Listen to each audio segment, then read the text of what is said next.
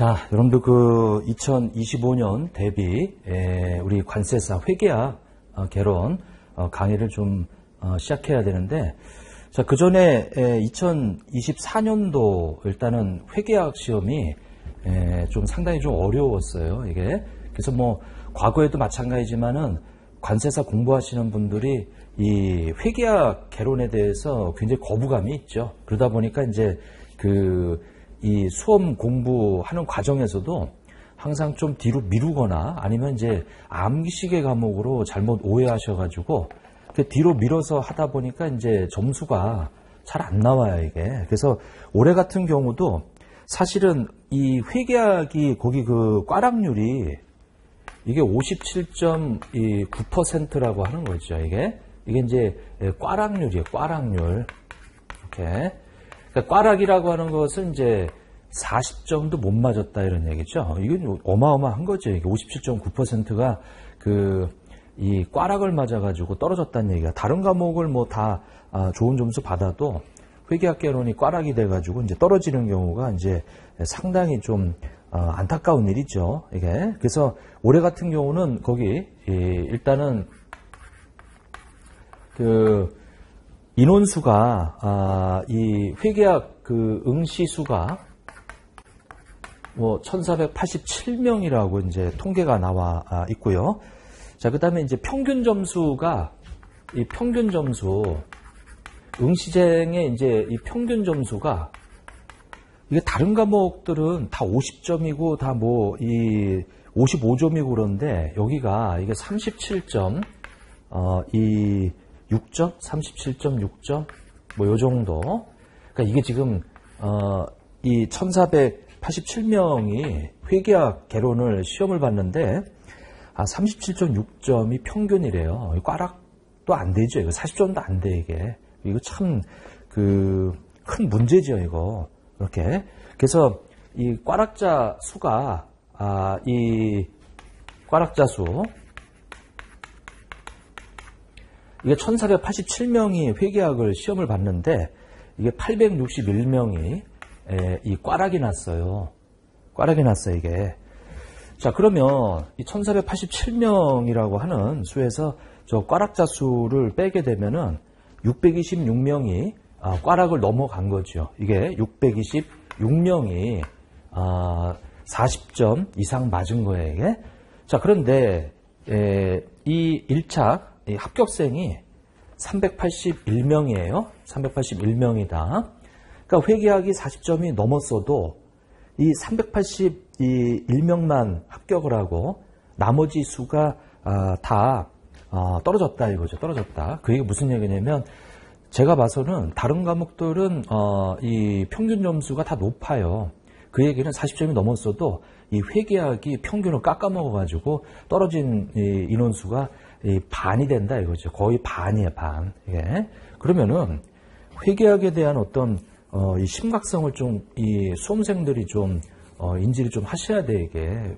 보면은 이 봄부터 시작을 해가지고 이제 강의를 들어서 가을 해가지고 이제 객관식으로 넘어가서 모의고사까지 보고 그렇게 충분히 1년을 공부를 했는데 점수가 이 40점이 안 된다? 그 16문제예요. 40문제 중에서 16문제가 안 된다라고 하는 것은 뭔가 좀 문제가 있는 거예요. 그래서 그 문제를 좀 여러분들이 좀 심각하게 이 분석을 하고 대비를 하셔야 돼, 이게. 그렇지 않으면 이게 지금 갈수록 이게 지금 여타 다른 자격사 시험도 응시생들이 많아지고 있어요. 그게 많아진다는 얘기는 제한된 합격자 수에서 응시생이 많아지면은 이 시험 문제가 어려워질 수밖에 없어요, 이게. 근데 과거에 우리 관세사 시험을 보면 이 회계학 가지고 이렇게 장난을 쳐, 이게. 그래서 이제 조금은 이 충실하게 공부하셔야 된다. 그래서 보면은 기본 강좌부터 해서 물론 따라오기만 하면 안 돼요. 우리가 여러분들이 어떻게 보면 인생을 걸고 이 자격사 시험에 도전을 하는데 따라가기만 해서는 내가 합격하기 어려워요. 물론 이제 제가 기대하기는 좀 그렇지만 이게. 그래서 여타 시험에 봐서 다른 자격사 시험에서 강의를 해보면 예습도 하고 복습도 하고 이렇게 좀 열의를 보여야 되는데 이 따라오기도 벅차다.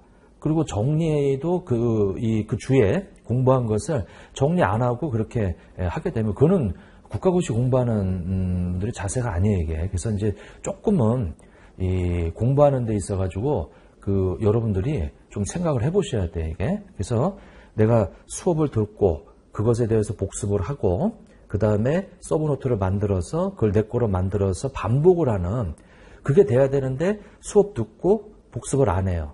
그리고 이제 어찌 보면은 내가 정이 더 가는 다른 관세사 관련된 이 다른 과목을 공부를 더 하죠. 물론 공부해야 돼요. 2차까지 이어지니까. 근데 우리 적어도 회계학에 대해서 이 수업 들은 것에 대해서 복습을 하셔야 돼, 이게.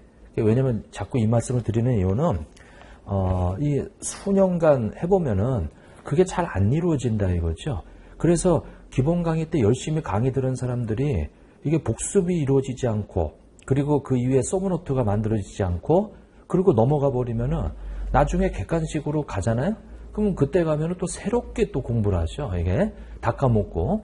그게 얼마나 휘발성이 높은 과목인데. 그래서 회계학계로는 아까 말씀드린 강의 듣고 복습하고 예습은 기대도 안 해, 이게.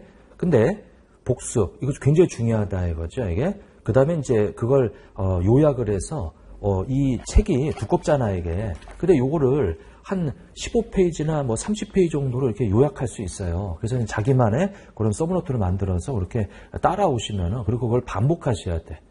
이거를 이 기본 강의 듣고 상반기 때 듣고 그걸로 끝내버리면 안 돼요. 그 자기 게 아니거든, 사실은. 그래서 계속 봐야 된다라고 하는 거죠. 자, 아무튼 뭐 이런 잔소리를 좀 말씀을 드렸는데, 왜냐면 이제 열심히 들으신 분들이 그런 연결고리가 제대로 안 돼가지고 나중에 점수로 이어지지가 않아서 좀 안타까운 마음에 좀 말씀을 드렸어요.